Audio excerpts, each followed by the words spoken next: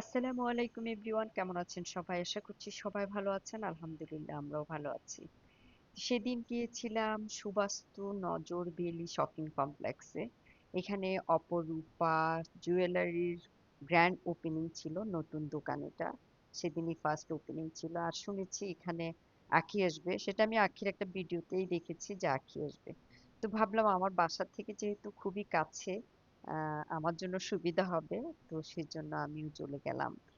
ভাবলাম আসলে মেয়েটাকে আমার সামনাসামনি দেখতে ইচ্ছে করছিল, যেহেতু সবসময় ওদের ভিডিও আমি দেখতাম, তো সামনাসামনি একটু দেখে আসি। তো সেখানে ছিল যারা গিয়েছে সবার জন্য এরকম কিউট কিউট গিফট ছিল। তো আমি এরকম একটা সুন্দর ফিঙ্গার রিং পেয়ে গেলাম গিফট হিসাবে। তারপর অনেক ভিড় ছিল সেখানে, সব ভিড় ঠেলে আমি আখির সাথে গল্প করছিলাম। আচ্ছা বলুন তো আমি আখির সাথে কি গল্প করছিলাম? এটা আসলে আমি চাইছিলাম রেখে দিব, আবার ভাবলাম না, অনেকের হয়তো গা জ্বলতে পারে, এই জন্য আর রাখলাম না। আমি ওর সাথে অনেক কথা বলেছি, গল্প করেছি, ওকে আদর করেছি, জড়িয়ে ধরেছি। সত্যি ওকে আমি সামনাসামনি দেখে এত মুগ্ধ হয়েছি।